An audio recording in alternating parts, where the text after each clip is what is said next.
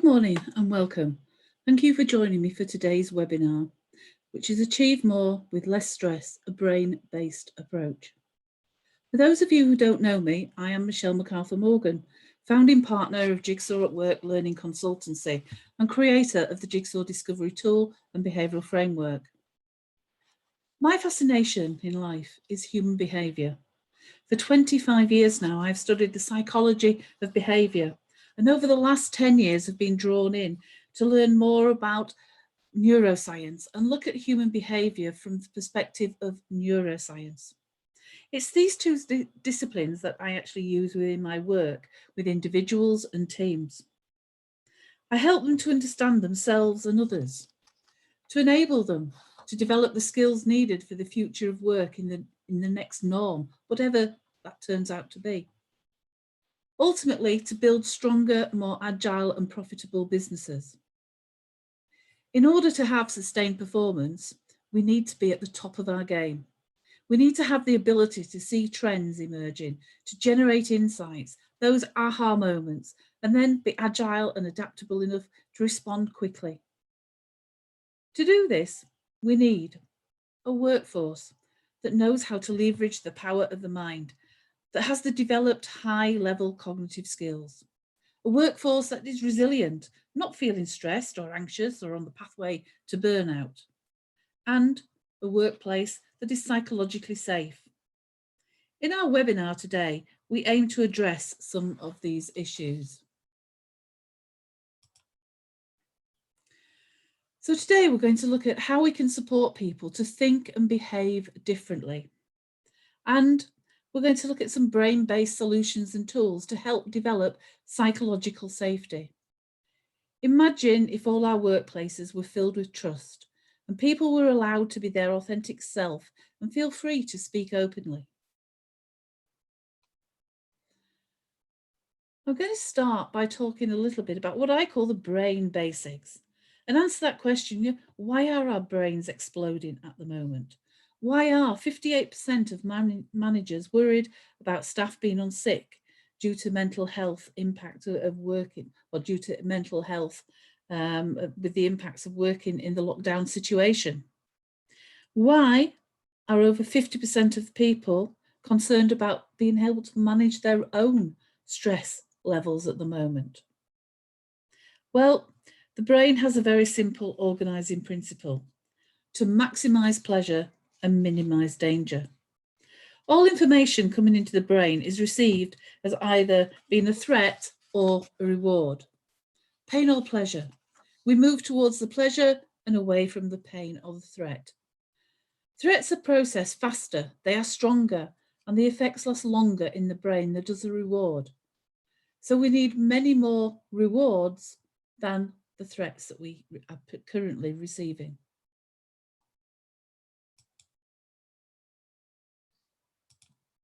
Bad is stronger than good.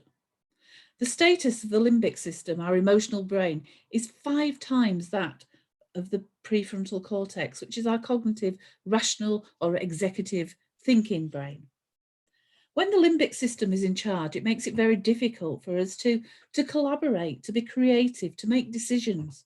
We develop a tunnel vision and our ability to have those insightful moments is diminished. If we just look at the levels of threat, there are actually 3 levels of threat. Level 1 is when the threat is in the broader environment. We become more alert than usual. For us in the UK, when we first heard of the coronavirus in China, we were concerned but not alarmed. The threat was still a long way from us. A level 2 threat is in your neighbourhood. At this point, the alarming brain system kicks in, which starts to impede our thinking and creativity. In terms of the COVID-19, it's now landed on our shores and is spreading throughout the country. A level 3 threat is in your street. For example, you may have been furloughed. You may know someone who is ill. You may have been ill yourself. At this point, the survival instinct kicks in. Mental processing slows down as the prefrontal cortex, the PFC, starts to close down. We move into a panic situation and our mental and general health starts to be challenged. It can be a little bit like talking to someone who's had a bottle of whiskey on an empty stomach. Logic is not helpful. At the beginning of lockdown, we saw the effects of the level 3 threats with the mass hysteria and panic buying. As the weeks have gone by, we've seen the level threats fluctuating, but generally moving down more towards the level 2 as we start to feel more secure, staying at home and with social distancing.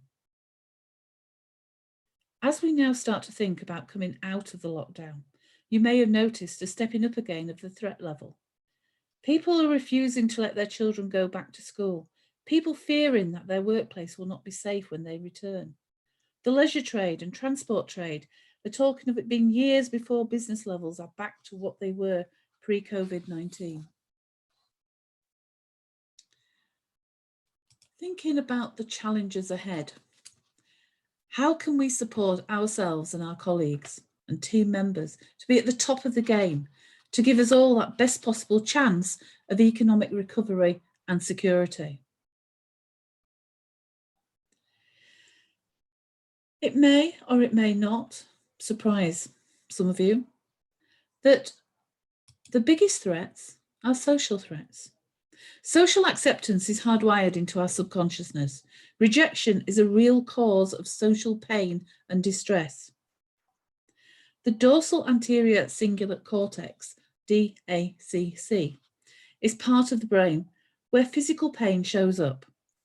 And scientists have now discovered that social pain, which can be caused by something as simple as not being CC'd into an email, also shows up in the DACC.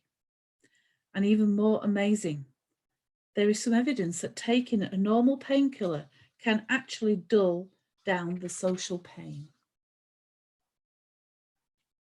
So just as stubbing your toe, hitting your thumb with a hammer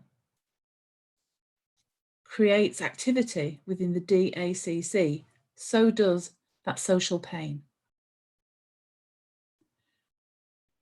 For those who attended my previous webinar earlier in the week, you may recall that I touched on the model, the SCARF model, the 5 domains of social experience as defined by Dr. David Rock. Today, I want to speak a little bit more about it because it is such an important model. If I was asked to give one piece of wisdom to an aspiring leader, I would say, always think SCARF when leading and working with people. If you want to enable people to be at their best, to feel psychologically safe, then understanding the SCARF model and leveraging the power of threat and reward is a must.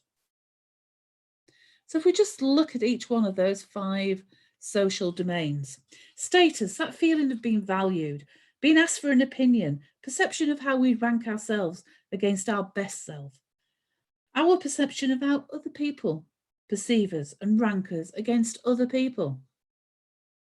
Certainty, our ability to predict what is going on. Uncertainty is classed as a very strong threat. If we cannot classify something as good or bad, then it will automatically be perceived as very bad. Autonomy, perception of how much control we have. Relatedness, that sense of belonging, being part of the in-group, knowing where you fit into your team and the organisation. Fairness, perception of fair exchange. If the SCARF domains are not managed, then it can lead to overwhelm, reactive thinking, minimal creativity and collaboration. Tunnel vision sets in, shutting down our options. However, if we manage our SCARF domains, it can enable engagement, motivation, high levels of focus and periods of peak performance. So we can start to see the importance of the time that we're facing, unprecedented times, the importance of actually leveraging the power of the SCARF model and actually trying to make sure that we create SCARF rewards, minimizing the effect of the scarf threats that are all around us at the moment. If we just start to think about some of those scarf threats that's around at the moment, we can see here life-threatening health risks, the health risks of loved ones, health risks of friends and colleagues, the risk of easing social distancing, risk of going back to work, your finances, finances of loved ones, that wider economic picture. Generally, what is life and work going to be like? When will it all end? Will it all end? One of the biggest challenges right now, though, is that there are very few people alive who have had to live with anything similar before.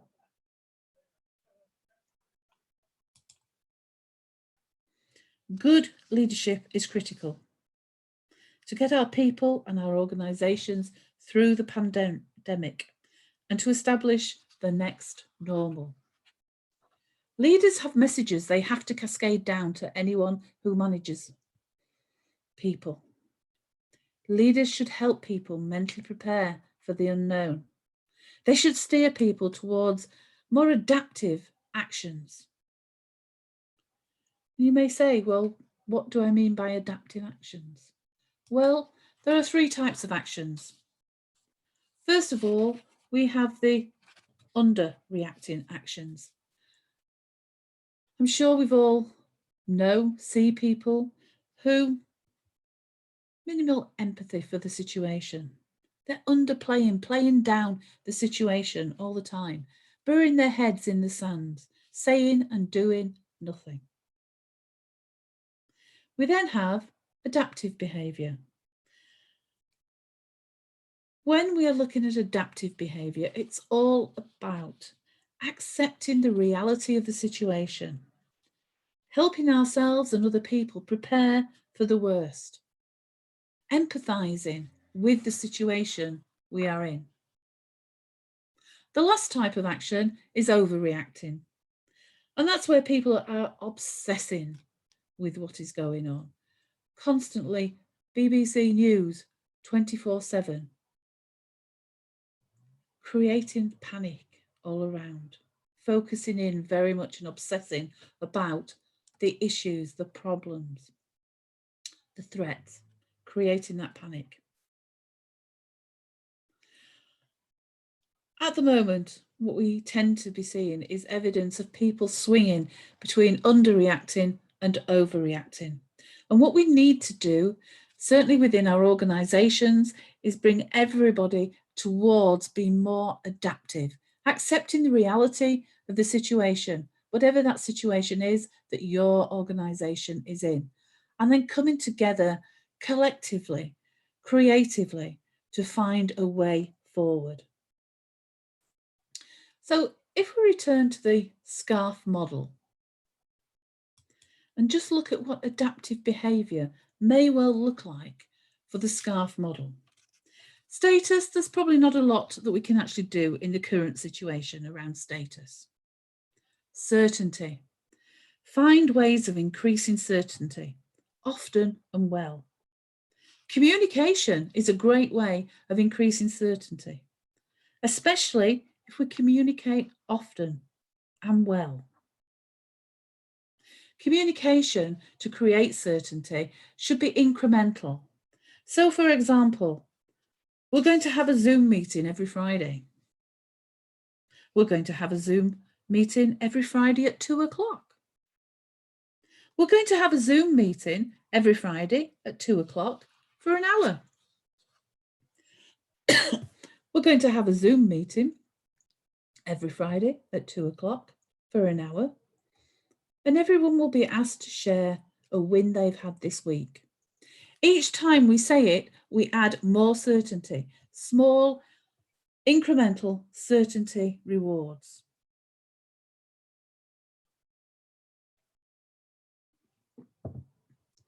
Setting expectations. Be implicit rather than explicit. Tell your workforce exactly how much cash you have right now, how long it will last. Tell them the exact position that the organisation is in. Give them a definite date. that will be the earliest that they will be asked to go back to work.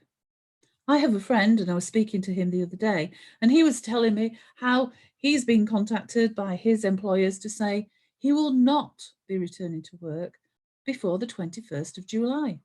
That for him has created certainty, because now he's been out and he's planning and he's doing his decking in his garden, and he's got a list of things. He's got a plan in his mind. He's created certainty for the things that he can do between now and the 21st of July. Every time you have a little bit of certainty, share it. No matter how small the news is, little and often is the key to creating certainty rewards. Autonomy. Unexpected rewards across any of the social domains are the strongest rewards. So think how you can create unexpected autonomy. For example, people at the moment don't feel that they have much autonomy. They've been told they've got to stay at home. They've been told they can only do certain things. So show them how they can actually take back some of that control. Things such as deciding their own working hours. As you start to return to work, perhaps choosing which day they go into the office. Deciding how often and when they want to meet online. Help people identify what control they do have. Now, one area that we all have control over is stress, our own stress levels. So, show people how they have that control, deciding how much sleep and exercise they have, deciding to eat healthily, deciding not to tune into the news 24/7, deciding to make sure they put time aside for relaxation or meditation, deciding to identify the stress triggers. What types of situations actually make them feel stressed? And then they can choose to self-regulate. Or, as James Gross referred to it, as situation selection, choosing not to put yourself in a situation which you know you find stressful. Encourage team members to think about sustainable practices and ways in which they can help themselves and each other to look after their mental well-being. Having that psychological safe workspace where team members can be authentic and have the confidence to speak openly about how they're feeling and how people could help and support them is an important part of maintaining mental health and well-being. Allow flexibility in challenging times. We need principles to guide people rather than controls to control people. Think about your own organisation. Have you got principles to help guide, or have you got rules to control people? Relatedness. This is an area where you can get some of the strongest rewards. Encourage team members to think creatively. Perhaps arrange virtual lunch dates. Have non-work happy hours virtually. Have virtual tours of each other's houses. Meet the kids or meet the pets. Encourage regular non-work related calls and chats. One thing to think about here is just to think about the workplace rituals which used to take place, and then ask, how can we replicate those virtually?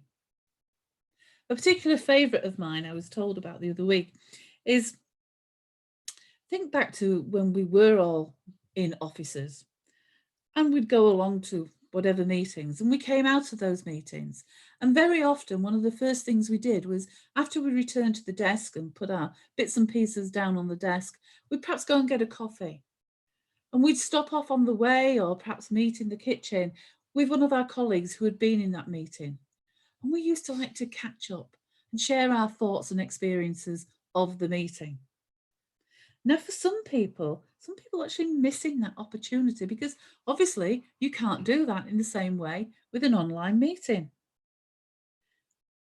But what we can do is come out of our online meetings, pick up the phone and call that person that we'd normally catch up with at the end of those in-person meetings. Yesterday, I was in a meeting myself, and I had literally only just ended the meeting when my phone rang. And it was a colleague who had been in the meeting asking me my thoughts. And whilst I was on the phone to him, I heard the phone bleeping, and it was another colleague from the meeting who was trying to get through to me for exactly the same reasons. The last domain, fairness, is something which I think we could have a major impact as we start to move into the next stages of easing of the restrictions.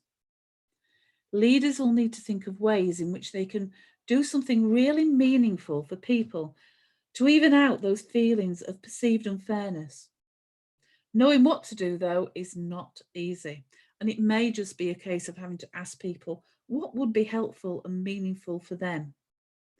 Consideration will need to be given to organisations where some of the workforce have been furloughed and others have not, sectors of the economy where returning to work and opening up of businesses could be into 2021. What can be done to reduce the fairness threats and produce fairness rewards? As I say, the answer is not easy, but it's something that we do and will need to address. As we move towards opening up businesses again, a useful tool to have in your toolkit is what we call the Choose Your Focus model. Again, this was a model from Dr. David Rock. We've spoken a lot about threat responses, and human nature is that when we are left to our own devices, the mind will naturally go into its narrative storytelling state and will be drawn towards all the problems of the current situation. And as we all know, if left unchecked, our mind will have a tendency to ruminate, to get bogged down with everything which is wrong. And we get deep and drawn deep into the drama surrounding the situation and start to mobilize our threat responses. What we need to do is watch out for ourselves or our colleagues being drawn into the problem and dwelling upon it, the overreacting state that I spoke about earlier. If we catch ourselves or colleagues starting to dwell, we need to change focus quickly and start moving towards a reward state, which will help to keep the logical, cognitive thinking brain open. We can do this by helping people to start thinking about the future, the vision, their vision for what they would like for the future and the solutions that will be required. Encourage people to set achievable targets and goals to start taking small steps towards creating that future, looking for those opportunities and possibilities as they present themselves. Enabling aha moments, moments of insights, is the key to successfully moving forward and establishing the next norm. No one else can give you an insight, but they can help by enabling the right conditions. An insight is a non-obvious solution that comes from the non-conscious mind. The idea suddenly emerges into your awareness, and it combines data in a new way, forming and creating new neural pathways, changing your mind forever, your brain forever. Insights provide solutions. They help people solve complex problems. They provide engagement. They facilitate the activation of the reward system and the release of dopamine. And they create change. They're intrinsically motivating and create changes in the brain with the creation of the new neural pathways. Interestingly enough, only 10% of insights occur at work.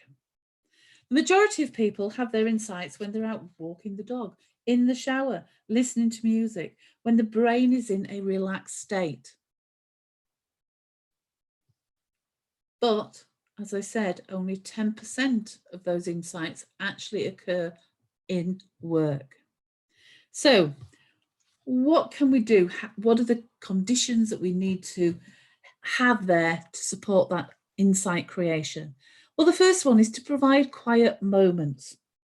Move away from or close down things which cause distractions or stimulate activity in your mind. Find a quiet space away from technology, somewhere where you can relax and switch off. Look inwards. This is another way of shutting down, closing out. Shut down your visual cortex. Physically close your eyes or look down or look up. Again, helping just to shut out all that external stimulation. Manage exposure to threats. Stay away from news and other situations which you are aware cause you stress. Move towards situations which evoke a positive emotion. Now, that could be something like going for a walk, having a cuddle with your partner, your children, your dogs, your pets. And stop trying to solve the problem.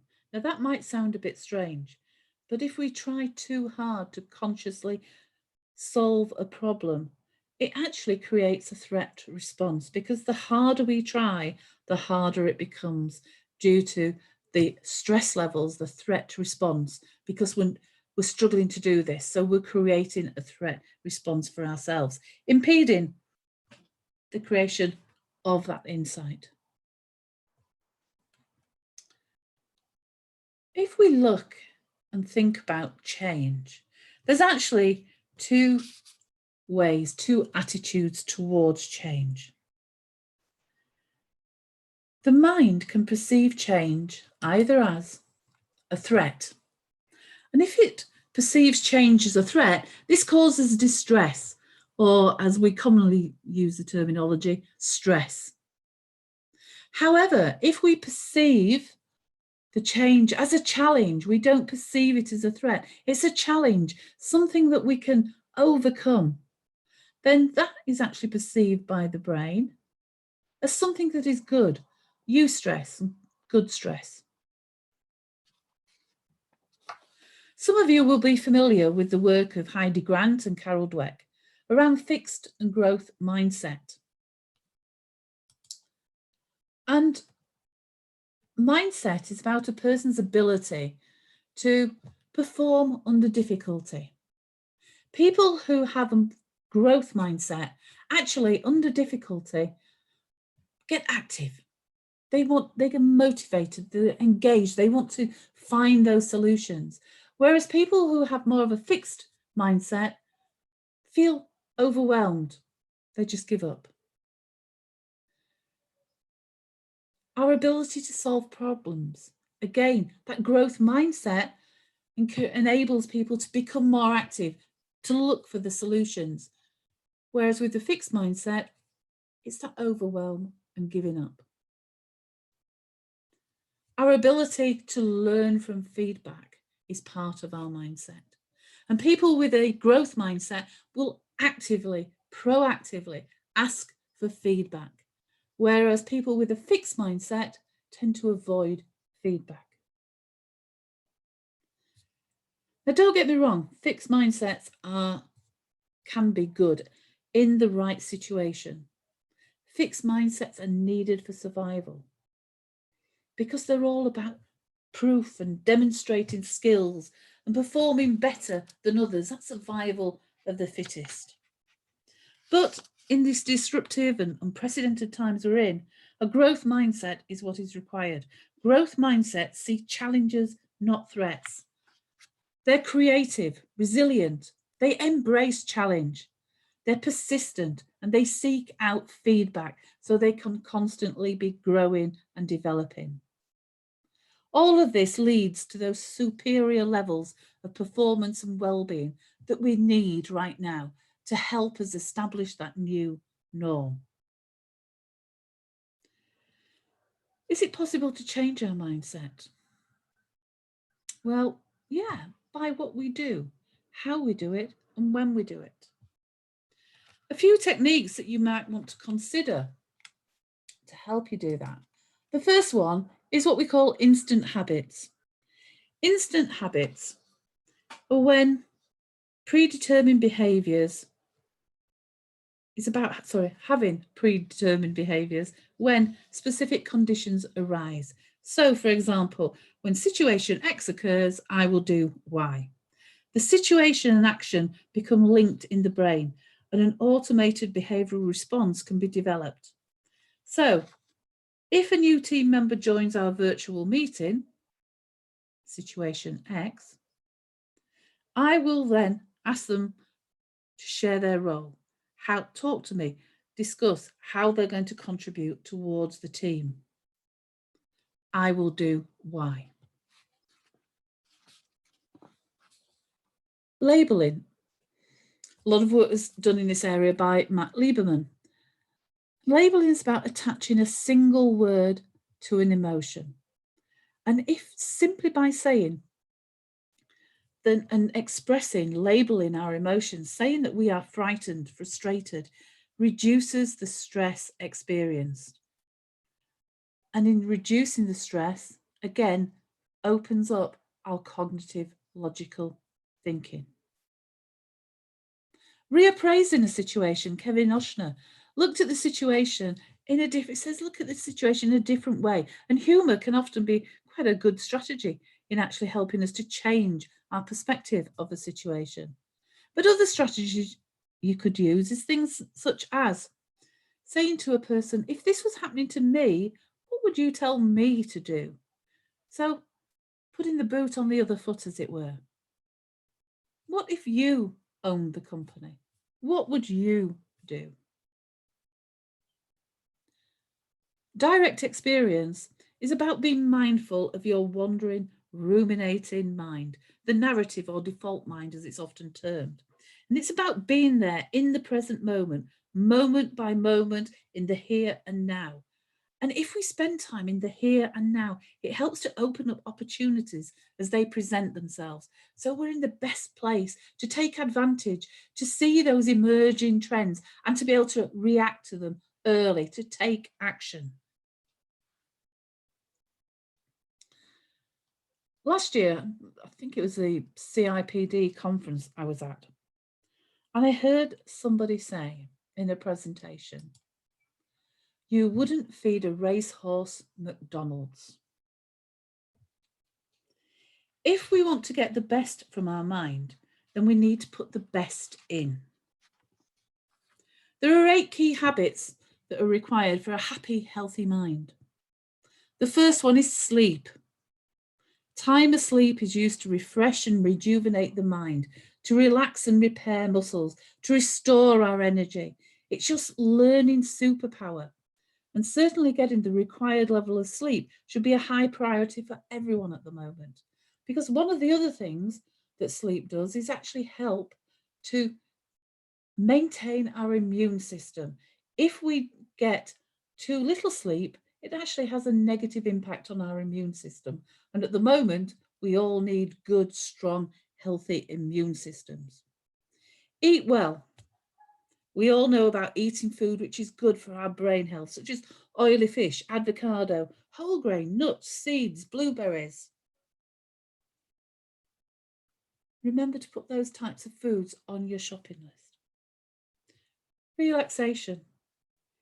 How often do you just do nothing intentionally for 10 minutes or so a day?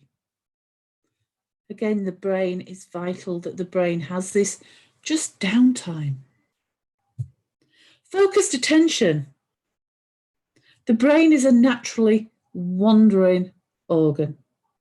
It gets bored quite easily. It looks and searches out uniqueness and novelty. So actually being focused is quite difficult for the brain at the best of times. However, by training our brains to focus helps to promote the development of deep brain connections.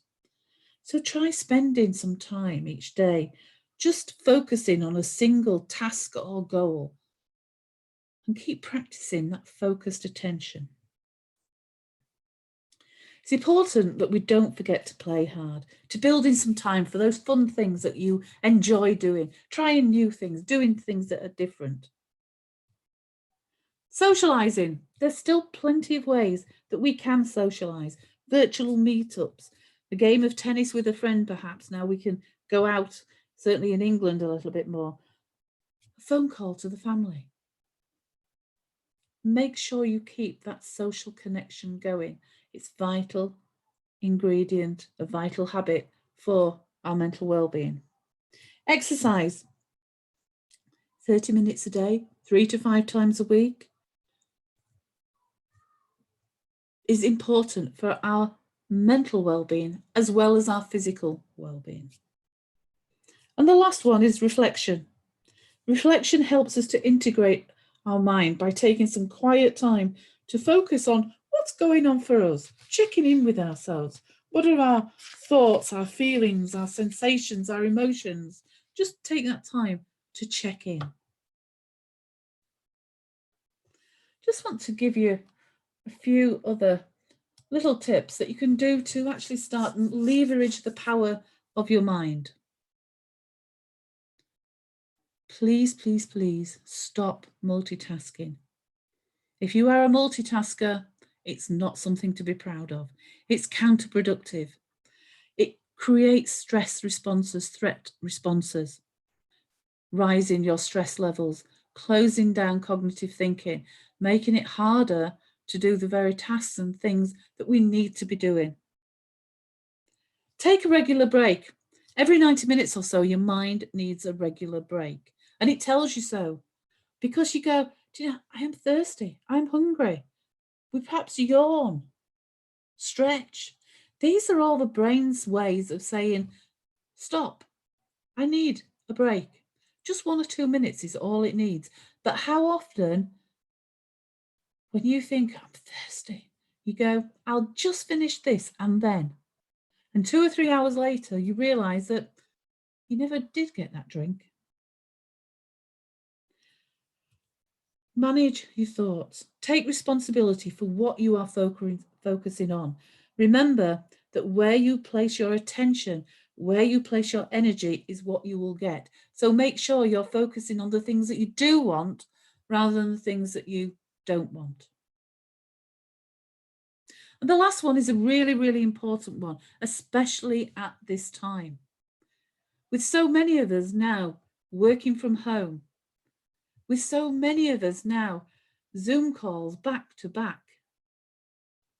And unfortunately, at least when we were in the office and had back-to-back meetings, very often we got those few minute breaks as we finished one meeting and moved into a separate room for the next meeting. Now we're sitting at our desk.